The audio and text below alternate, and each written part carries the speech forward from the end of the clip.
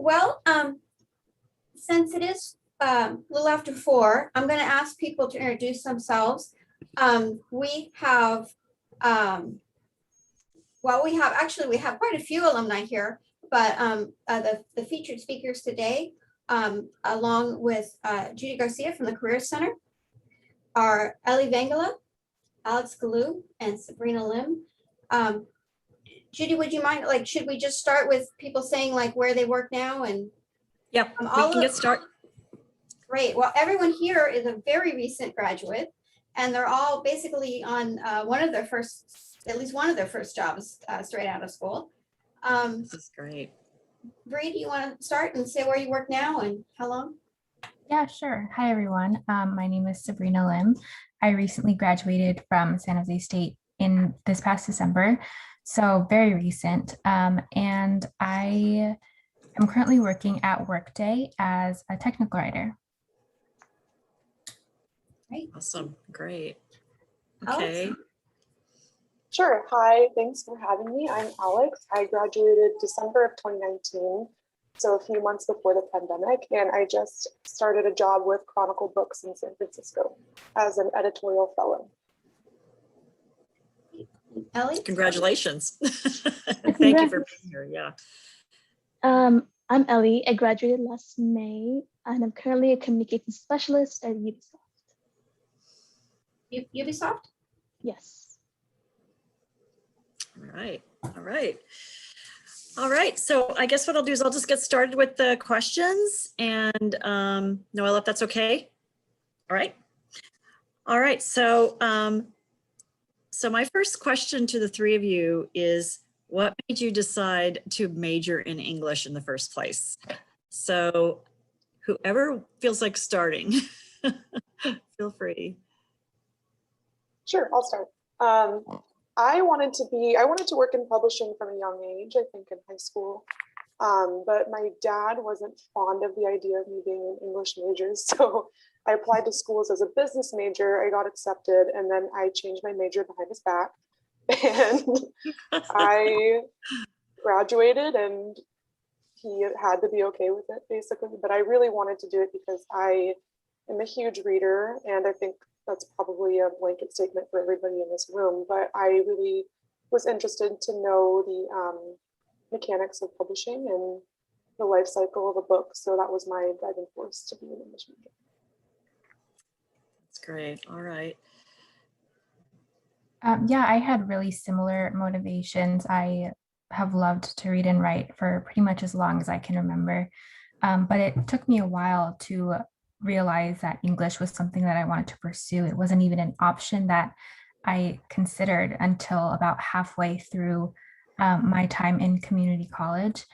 So I bounced around a couple of different things. I went from psychology to nursing to journalism. I tried a lot of it. But yeah, I pretty much just came to terms with how much I really enjoyed writing.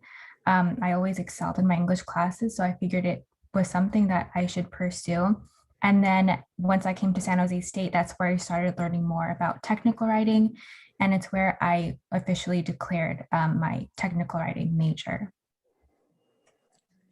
Yeah, mine's kind of similar to Bree's because I attended Advanced Spartan when I was a high school senior, and the English department had this little booth. I remember it was Mark Thompson there, and he was telling us about technical writing. And I was like, oh, this sounds right up my alley, because I thought about English, but I didn't want to be a teacher. I didn't want to be a writer, like a fiction author, I mean. So, but what he was describing to me was sounded exactly like what I wanted to do, which was to be a writer for a company. Where he's like, every company needs a writer, and he's like, that sounds up my alley. So then I chose that for my major, and yeah. So now I think I would go under a professional writer. Yeah. Great. All right. So my next question to you is, can you share with us some highlights from your time as a student at SJSU? So whoever wants to start. I guess we can just keep this order. I'll go. Sure. I had such a good time at San Jose State, and I think the highlights were being involved in the different organizations that are connected with the department, because that's where I really found my interest. It's not just like reading Homer, you know, which is great too, but it was interesting to learn about the contemporary world of literature, which is offered extensively through programs at San Jose State. And I found a home there, and all of my interests just kind of sparked from being involved in those organizations, and I'm still very connected with them. And I've made really good friends from being involved with them. So I have to say, being involved with Read Magazine and the Center for Literary Arts, and among others. Great. All right. I agree. I definitely being involved in all the kind of extracurricular things that I was able to do was for sure the highlight of my time at SJSU. Not only was it a great way to kind of connect with my peers and some of the professors, but it was great experience that I was able to put on my resume as well. And it kind of formed the basis of a lot of the talking points that interviewers discussed with me when I kind of sat for interviews. So yeah, being involved in like Read Magazine with the English department, the campus newspaper, all of those formed really the basis of what I discussed on my resume.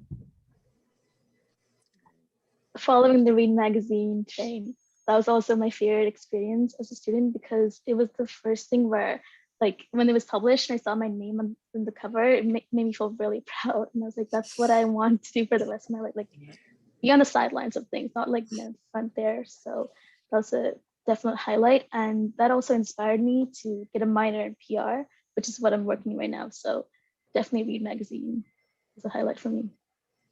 Great. All right. My next question is, what should English students be doing now to help them stand out for internships and jobs? I think I realized this later after I graduated, but I think it's really great advice because it helped me a lot.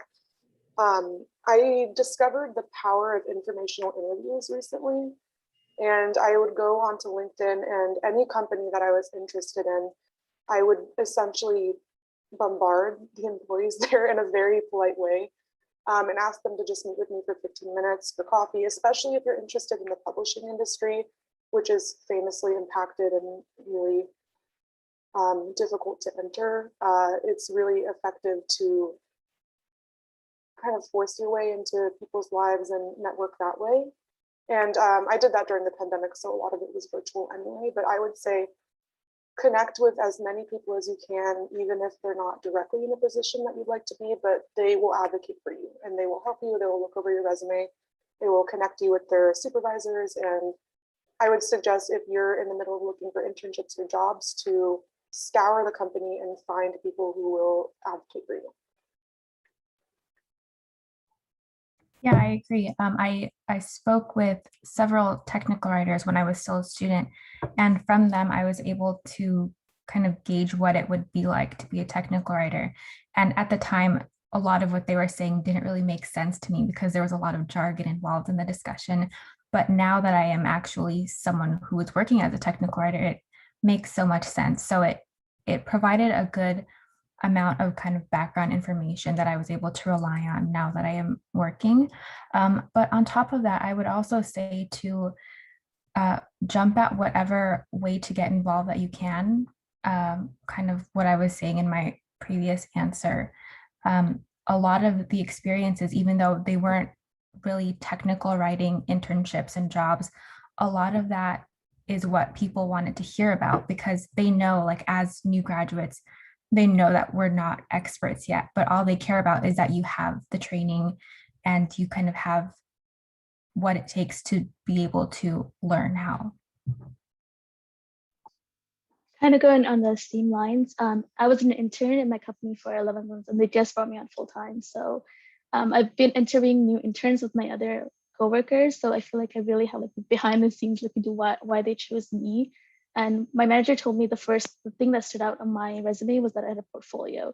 And it wasn't just like essays or things you publish, but things that I did on my own that showed that I was passionate and willing to go the extra effort, that I was willing to, pursue what interested me, which was video games. And when she was working for a gaming company, she wants to see that, right? if you're interested and you're passionate about a subject, go ahead and like pursue it in any way. It doesn't have to be books or games, but whatever you're interested in. The intern before me was interested in wrestling, and he made wrestling videos, and that was still like a cool thing. Like he didn't have to do that. It's just something that interested him, and that showed her that he was willing to go the extra effort. So just definitely doing that. It doesn't always have to be like school extracurriculars, but just passions do count. All right, great advice, great advice.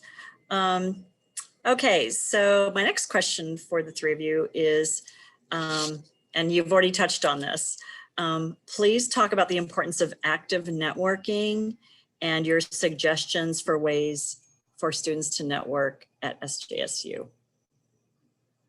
Well, I touched on that a little with LinkedIn, but at SJSU, I guess I would say be a really good student and treat your professors like have a lot of respect for them, but approach them like you would a friend.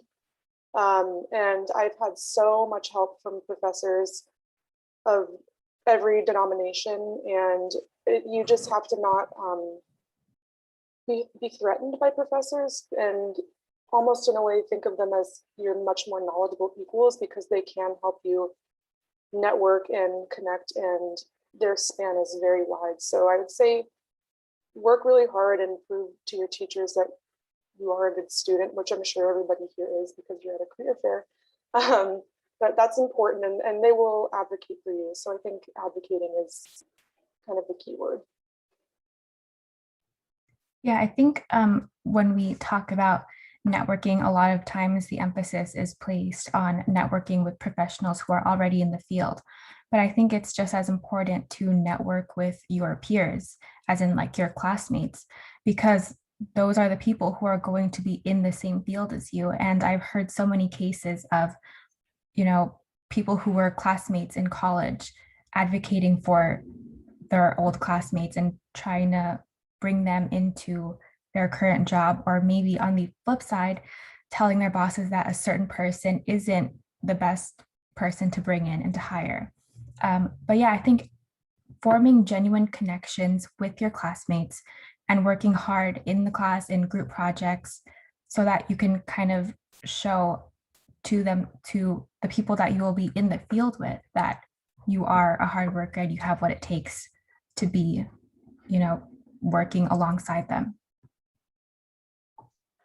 Yeah, something I think hasn't been covered is figure out the industry you want to go in. For me, I figured I was PR. So then I reached out to the PR department at SJSU and made connections there, because they are people who have been in the industry and they know how it works. So definitely figure the industry out first, because there's so many departments on campus and so many people that you may never come across because you don't take those classes, but you can still connect with those professors. You can still make those connections if you're really passionate about, I don't know, law. You know, it's up to you.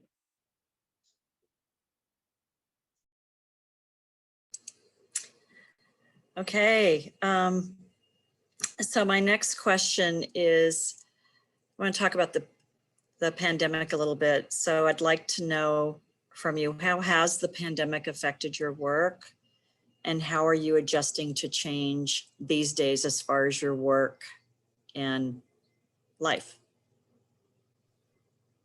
I think we could probably all talk about this for hours. I was lucky enough to not be a student right before the pandemic started, but I was basically for the entire year of the pandemic job searching and interning for free, which got difficult at times, but I stayed strong. But I'd say, so I was actually accepted into the Columbia publishing course right the day that the pandemic lockdown hit. And I was supposed to do that the summer of 2020, and that didn't work out clearly. And the program was very expensive anyway, and it just didn't end up meshing with what I wanted to do. So I found other ways of educating myself about the industry essentially. And like I said earlier, did a lot of virtual interviews and just spent, I treated applying to jobs like a job of itself, because I had to write individual cover letters to every single place. And I would say that's the way that it affected me. The pandemic affected me. I had to do interview processes from home and things of that nature. So I feel for you who are all still in school, but I think that because of that, you'll actually have an advantage because you understand the virtual world a little bit more than I did when I was dropped off into the water after graduation.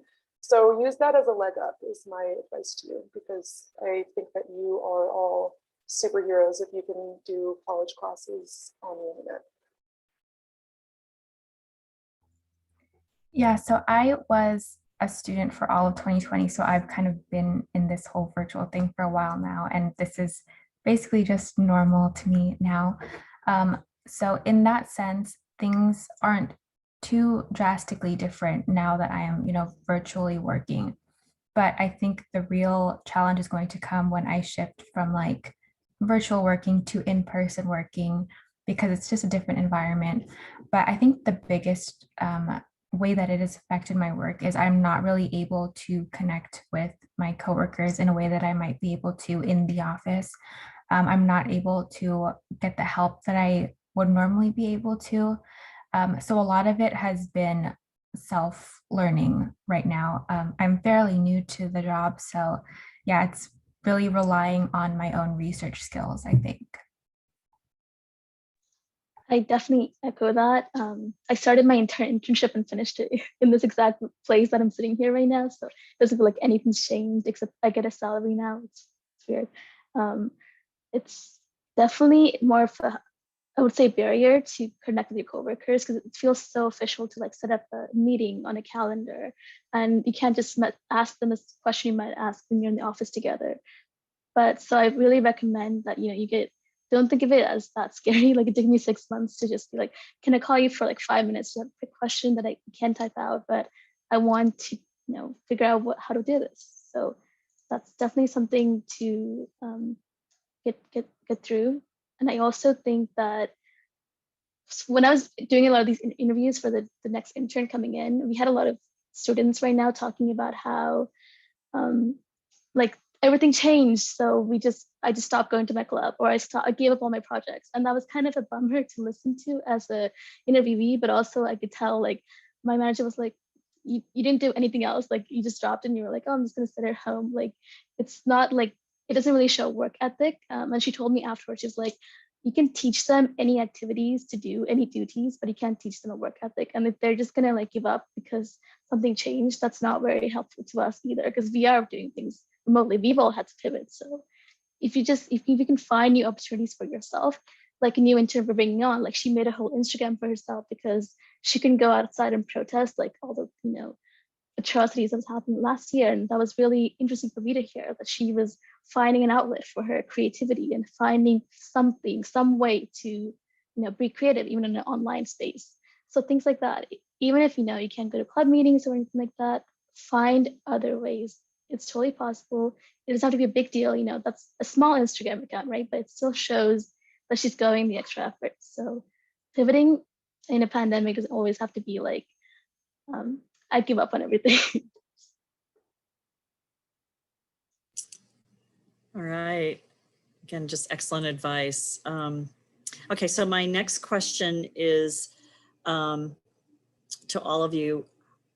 Can you talk about any challenges you have had to overcome during your education and or career so far that you would like to share with the audience?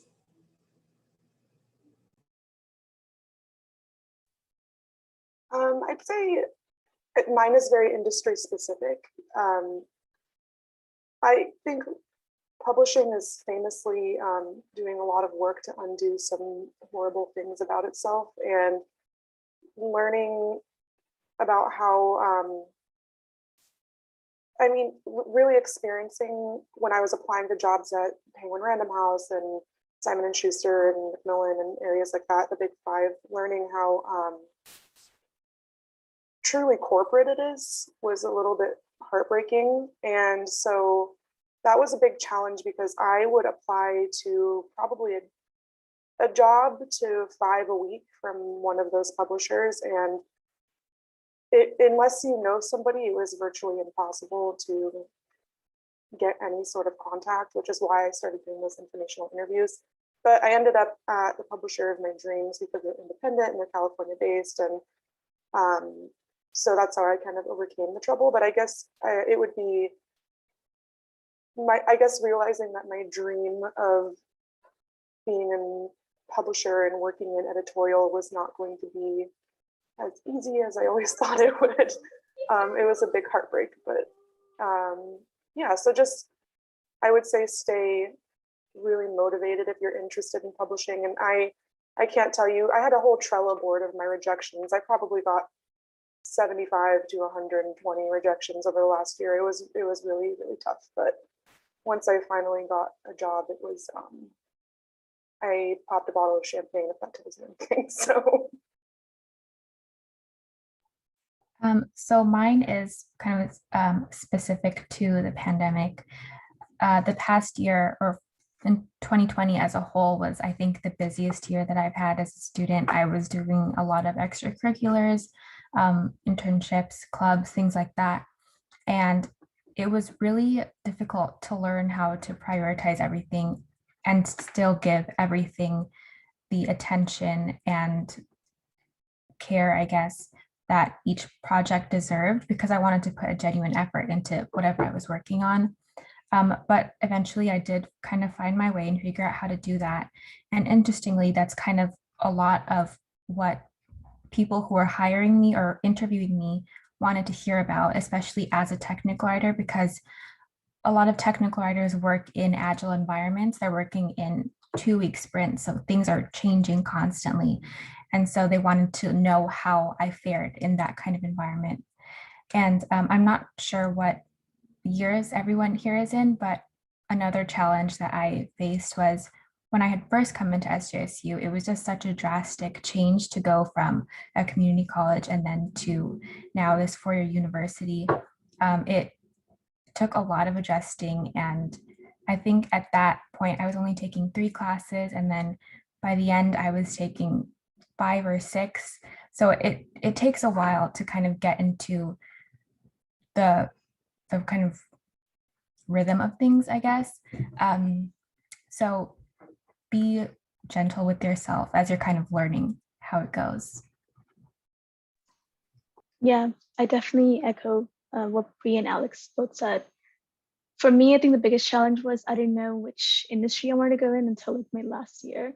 And that was kind of difficult for me because I had like 2 different resumes that were, one was technical writing and one was professional writing. And it's kind of hard because you're not having a clear goal in mind. So it makes, even when you're applying to jobs, more muddled, and you don't really have a set idea of who you're presenting yourself as an interview candidate. Like you have different skills and strengths in both maybe, but I think definitely if you figure out one field to go into, it's better, because then you can speak to it more. You can build up those skills rather than like being spread over both sides. That's definitely something I got over. It doesn't have to be like a very specific industry, but just the area you want to work in would be really helpful.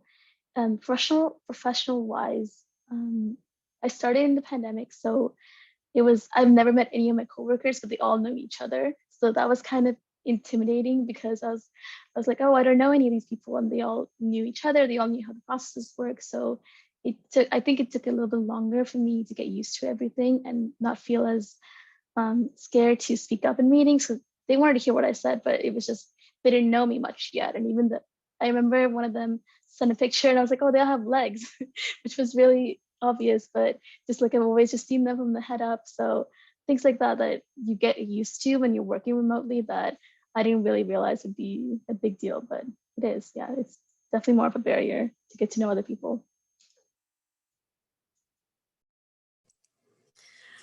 All right, so you have shared so much great information with everybody. So I'm on my final question, which is, what key advice would you like to share with our students? You've given a lot of great advice this afternoon, but as we wrap up, before we get into Q&A, I'd really like to hear what you really feel would be important for students to know. I feel like my advice is maybe really on the nose or really obvious, but I think best advice I have is to do really well in school and just care about what you're learning and do all of your reading. Like, I'm serious. I think that helped me more than anything. And I know that's not directly related to technical writing or teaching, or it might not seem like it's professionally applicable, but it's really important. And I think reading what I read in school was the most helpful thing and the best experience. So I would urge you to just be really hungry about school, because there are things I think about when I was in college that I'm like, man, I shouldn't have gotten a B in that class, and I just needed to do one thing differently, or just go to office hours one extra time. And of course, I mean, employers don't really look at your grades. That's not really what they're looking for, but it will benefit you immensely to just really thoroughly be ravenous to do well and speak up, even if you're shy in class. It will stay with you forever.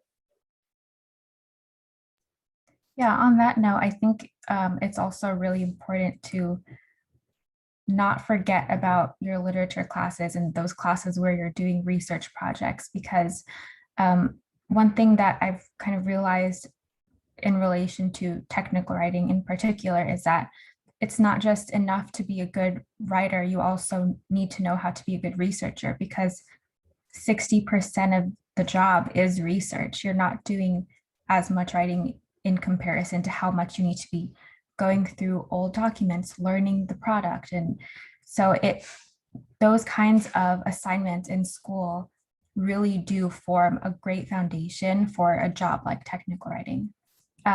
Also, I would advise to apply to jobs a few months before you actually graduate. That's something that I learned the hard way. I think I started applying to jobs 1 or 2 months before I graduated, and I wish I had started sooner than that.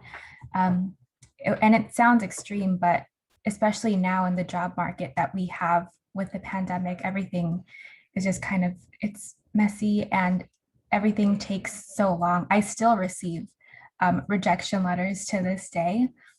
So it takes a while. And if you're worried about not having enough to put on your resume as someone who has not graduated yet, there's ways that you can market your school projects on your resume and kind of highlight the work that you've done in your classes in a way that would be interesting and relevant to hiring managers. Definitely agree with you. That was what I was going to say, is have a lot of people look at your resume. I remember when I was in college, I think I had multiple counselors at the Success Center look at my, like Sandy here looked at it, I think, and Richard. And it's just because a lot of people are going to be looking at your resume. So it's, what did they get from it? And how can they get across what you're trying to sell yourself up? So you kind of are trying to sell yourself as a good candidate for the job. So making sure that you have that resume that's been just reviewed by a lot of people. You don't have to take all of their advice, but just get their feedback. And like what Bree was saying, the projects are a big deal, because whatever you're doing in work is just more projects. So it's just about how you phrase the work you do. Even if it is just schoolwork, it goes a long way for the job you're trying to apply for. And yeah, that's, have a lot of people look at your resume and be open to internships. I think that would be a second advice. Is it might not seem like a full-time job, and that's kind of scary, but like I got hired full-time, there's always that opportunity, and it's, at the end of the day, it's great professional experience. And I think there are more internship opportunities available now in the pandemic. And you know what, if you're going to be virtual anyway, it's okay, just do a part-time, you know, have, even if it's lower pay, get that experience and go from there. Yeah. All right, so with that, I would like to now open it up to questions. And I don't know if we have any questions yet. So you can put your questions in the chat, or with the small group that we have, you are also welcome to unmute yourself and ask your question if you'd like. So any thoughts, any questions for the panel? Thank you, Ellie, for putting your contact in. Yeah. That's in Yeah. the chat. That's really nice. as much as I hate LinkedIn, it's really useful. It's very useful. You're preaching to the choir in the Career Center, that's for sure. Well, while people are formulating their questions, I just wanted to make a comment because well, I have to admit, like I did end up asking like very high achievers from school, like that's the people I know the best. But so it's a little bit loaded. But I was surprised, Alex, when you said like, you know, like doing your reading and being good in school and like, because I always feel like as a faculty member, when people ask me for letters of rec or they ask me for, or sometimes employers will ask me, you know, do you have someone to recommend or so on. So, and generally, the folks that I know the best are the ones that are most engaged, the folks that are, you know, usually doing well, the folks that show up in my office hours, that kind of thing. And I always feel bad because, you know, does that mean I'm always kind of biased more towards the folks that are very academic? Because that's generally how I'm evaluating people. So, you know, the folks that stand out in my mind generally. But I think you're right, like both Alex and Ellie, you mentioned the work ethic. And it made me think about, I heard a speech by Lonnie Guinier, who was a Harvard law professor that was, she was at one time considered for the Supreme Court. And she gave a talk once about how, you know, the LSAT isn't actually a very good measure of how well people do in law school. And she said, actually, the best measure of how well people do in law school, if they come from a working class background, because they have a stronger work ethic, they had to really work at it to get to where they are today. And I thought that was a really interesting comment. And it actually describes a lot of our students at San Jose State. You know, that a lot of folks are first gen, a lot of folks have gone through a lot, or you know, a lot of them are paying for their own school. And just, you know, being hungry, working really hard, whether that's, you know, working a job for money or in the classroom, like, and also all the extracurriculars you mentioned, just seems like, you know, being extra in some ways is what you need to do to get the jobs you really want. Right. Yeah, I think for me at least, my drive and hunger from school came from my dad being an immigrant, and there was no room for failure, and he always told me growing up, be hungry, you're not hungry enough, you're not hungry enough, which I think I took really seriously when it came to my schoolwork. And if I was going to be an English major, I was going to read everything. Like I wanted to be thorough. And I don't think that, you know, having read anything necessarily gave me a leg up professionally. But I in a way though, it earned the respect of my professors, and having the respect of my professors got me great letters of rec, and it was a phenomenal jumping off point. So I think that you're right. It really is about your work ethic and sacrificing a little bit to stay up longer and read. And luckily, I think we all enjoy reading, so it didn't really feel like too much of a chore, but it was hard at times. Yeah. So we have a question in the chat. I'd like to ask the group, as an English major who is focusing in creative writing, how would I go about searching for specific jobs? My first advice would be talk to faculty members. And this is what I was saying earlier, that you don't always know the amount of like resources you have from these professors who know their industries from like the back of their hand. Like Professor Mark Thompson will probably tell you more about creative writing in a different way that you might not expect, which should be copywriting.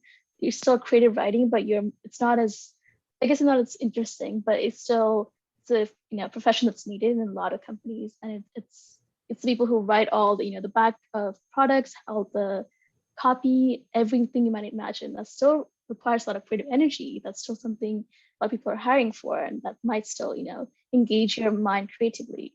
So definitely check out the resources, check with your professors. But I think copywriting would be a great field for you if you want to look into that.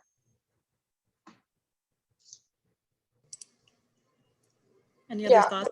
Oh, I was gonna piggyback off of Ellie. That was really great advice. I think copywriting is a lot more creative than people realize. I've been doing a lot of it in my job now, and I didn't really know how fun it could be. So that would be a really great place for you to check out. And if you're really interested in the literary field, I would suggest to not limit yourself to strictly writing, but maybe check out what's it like to be a literary agent, or what's it like to work in marketing at a publisher, or maybe think about one day owning your own independent press or something like that, because that is also equally as creative, and you're very connected to the literary community. You're reading all the time, and you can write as well if you want to, but those are my suggestions, I'd say. One thing that my friends in creative writing always tell me about, that you have to, you have to be prepared to receive a lot of rejections, for every story or poem that gets published. There's lots of, rejections. And it was interesting what you guys were saying about, looking for jobs. It seems like it's the same advice, you've got to, it's the same advice I would give to people applying to graduate schools too. Like, expect a lot of rejections, but that doesn't mean you don't keep asking and keep applying. I remember a friend of mine in grad school. Nowadays, rejections are probably just emails, but they used to send them on nice paper, and she actually saved up all her rejection letters and made homemade paper out of it, pulped it, and made it. That's funny. I would also, that made me think of another great suggestion, which would be to get an editorial internship at an independent or small publisher. I did one at McSweeney's in San Francisco, which was the best year of my life. It was so much fun. But my biggest task was reading through the slush pile.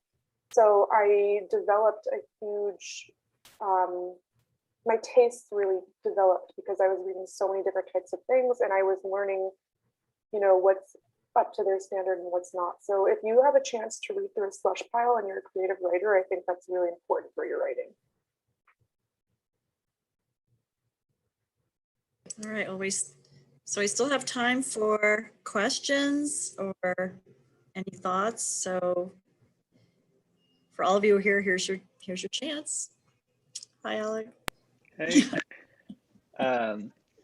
Yeah, it should be a fun question. What's a course or courses you took at San Jose State, whether it was an English course, that you feel has influenced your work, or it's still helping you in your career, and has been memorable after you graduated?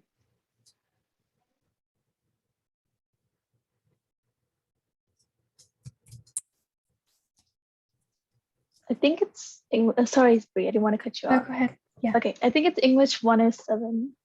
I forget all course numbers now. It's technical writing, and it's the fun where Mark Thompson makes you make a portfolio, like he's like make it. So, and that was the one that's memorable to me because I still have that portfolio, and everything you do in that class are just projects to put on your portfolio. And that was a really interesting way I feel like to run a class, because it made me realize like, oh, you know what, professional life is just going to be these projects too. So this is going to be a portfolio that I'm going to keep adding on to later on in my life. But I was kind of forced to do it, but it's for the best. So that was a great class. Yeah, I was going to say 107 too. That is the technical writing class. And I think like 90% of my portfolio is just assignments from that class. And it's great because Mark Thompson really tailors that class to the kinds of things that you're going to experience as a technical writer. So it's great background. But I think also a great class was, I forget what it's called, but there was a class where I had the opportunity to be a managing editor for one of the academic journals on campus, one of the justice studies academic journals. And while I was a justice studies minor, not a major, so I wasn't as well versed in that field, but I was able to use a lot of my strengths as an English major to really deliver in that class. And so I think it's important to kind of look for opportunities like that around campus, because you'll find things in other departments, not just the English department. There are lots of ways that you can get involved and kind of really add to your experience. Going off of that, people are so surprised that my writing is so like so much better than other work that they produce. Like even actual like working professionals, sorry. Like in my company, it's because I'm an English major, and they like come back to me like, oh, Ellie, read through this. It's like it will always come in handy that you're English major. Like use that as leverage. It's no matter what field you're working in, everyone's always going to be writing something. So be like, oh, I can help draft this, and it gives you more visibility, and also uses you to flex that writing muscle. A lot of people apparently don't know how to write in the professional fields.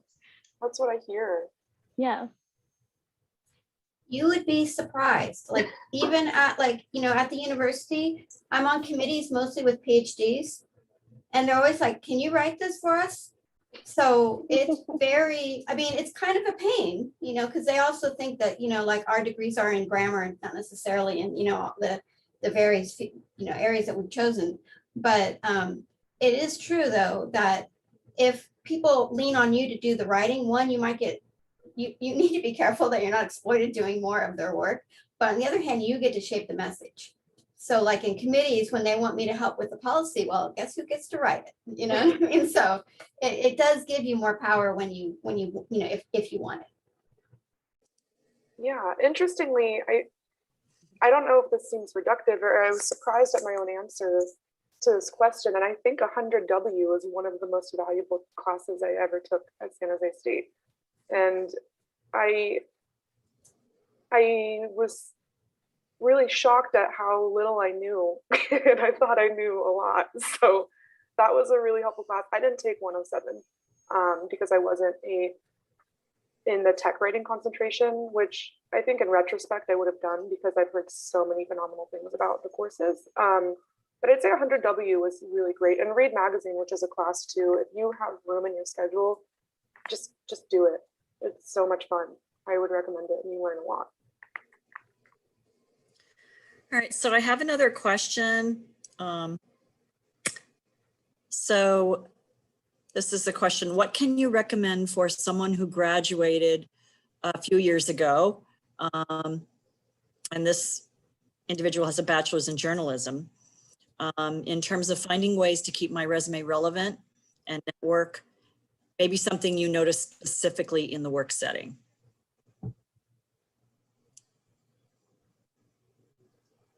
I can go. This kind of goes back to what I was saying about finding your field. I think if you establish yourself as a name within the field you're going for, then that's how you stay relevant. You're keeping up with the industry. I'm just going to use the industry that I'm in right now, which is games. So you'd be freelance writing for games journalism. You're making yourself known. So when those opportunities do come up, people think of you. People are aware that you're looking for a position. So looking for freelance opportunities never hurts.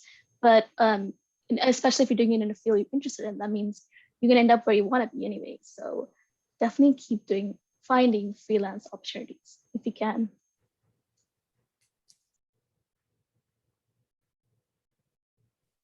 Going off that, I'd also add that this is a great area where I think internships would be really, really helpful. And nobody likes working for that low of pay or little pay at all, but it's a great way to fill up your resume with really relevant experience. And also, there are a lot of newfangled literary things that are coming up, like Bookstagram.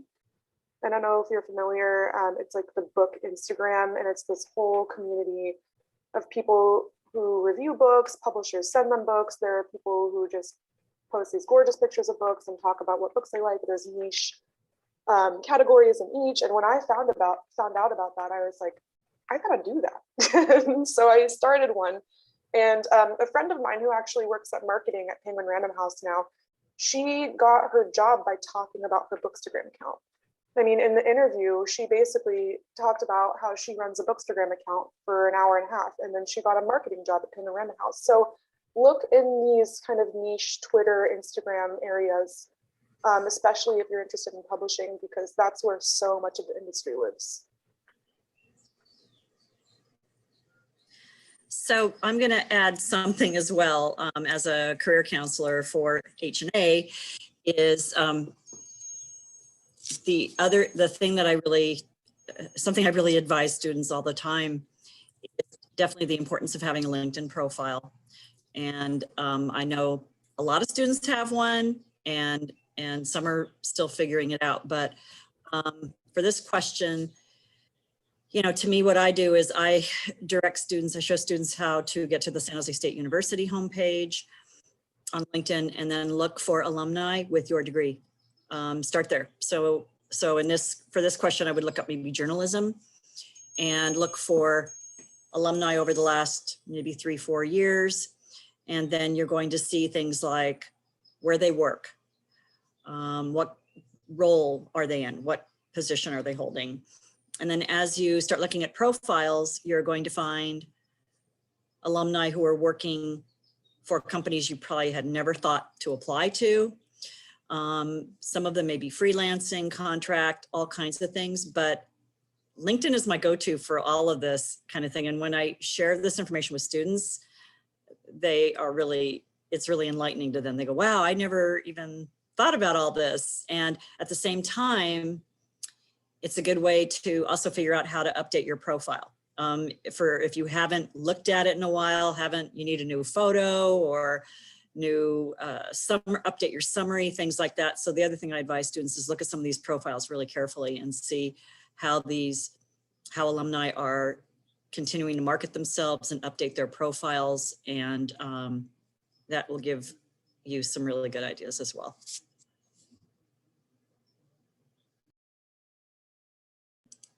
Okay. I have a question. Sure. For anyone who's able to answer, if you guys can kind of share maybe what the job searching process was like. Did you guys go in and apply for jobs knowing exactly what position you wanted, or did you need to kind of get your foot in the door and just apply for whatever was really available? And was it hard to kind of connect with employers? I know that everything is virtual, but Alex, I remember you saying that you spoke with employers and had meetings with them. Was it hard for them to kind of get in touch with you to be able to have those meetings happen? Yeah, so I was actually mostly reaching out to lower totem pole employees, like editorial assistants rather than editors or executive editors. And one of whom I met through Bookstagram, so that was interesting. And I would meet with her for an informational interview or whoever it was, and she would find that usually they're very nice, especially if they're younger and newer to the field. So I would definitely try and avoid executives because they're very busy. And I would spend 15 to 30 minutes just asking, how did you get your foot in the door? And as for your question about, did I just apply to any job or was there something specific that I applied to? In publishing, I was told many different things by the people I had informational interviews with, and it was either apply to everything that you see every single time, or only apply to editorial, or only apply to marketing, or only apply to publicity, or only apply to managing editorial, because they aren't interested in people who are just desperate to get in, which is very ridiculous because it is really hard to get into. So of course you're gonna get in where you can. So my final advice would be to apply to everything. And look up people who work for the company that maybe aren't so senior, because they'll be a lot more willing to meet with you, and they're also going to have way more of a relevant idea of what a resume should look like. And most people are just really nice and they'll offer to look at your resume and get back to you with notes. But if they're not, I would urge you to be a little pushy while still being polite and just ask them to look at your things. Yeah, so apply to everything and reach out to more elementary members. Okay, thank you. That's good advice.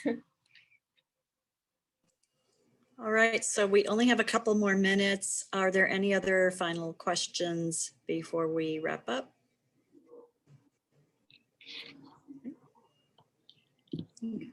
Anyone? Okay. All right. Can I add I have a question. What was something that surprised you about your new job that you didn't expect?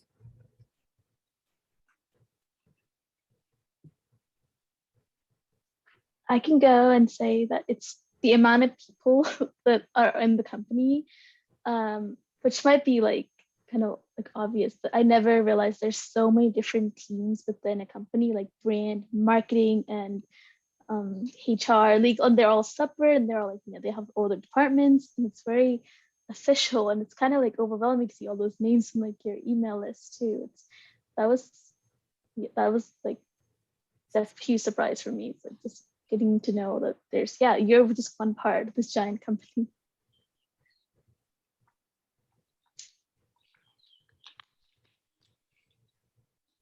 This might sound a little naive. It is going to sound naive because I was just talking about it with my friend, and they're like, "That's, well, you should expect that." But I was shocked at how hard the work is. Like, it's just really difficult, and I get corrections a lot, and I wasn't expecting, like, I guess it to be so difficult, which sounds so stupid, but it's just a lot harder than I thought it would be. But I'm learning. But that's one thing, because I thought, oh, the job search was so hard that I was like, once I get a job, everything is going to be fine. Like, it's going to be fine. And then it was just like, so yeah.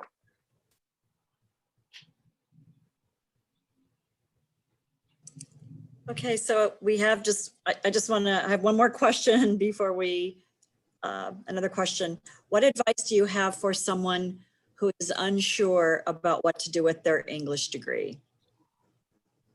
So I can speak on this because I was in the same boat. Basically, my entire time at community college and my first semester at SJSU, I knew that I wanted to end up in a career where I was writing. I knew that as long as I was writing, I would be happy. But I didn't really know exactly what that was going to look like. And it wasn't until I took a class called English 129, career writing with Professor West, who is one of the technical writing professors, that I learned about technical writing, because a lot of the technical writing concentration majors were in that class as well. So that's kind of where I first heard the term. And that's where my technical writing journey kind of started, I guess.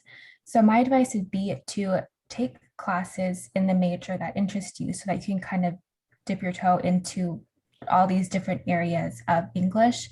I took a creative writing class, I took that career writing class, and all of them were great. And they were great ways for me to kind of sample what the writing styles in those different fields might be like.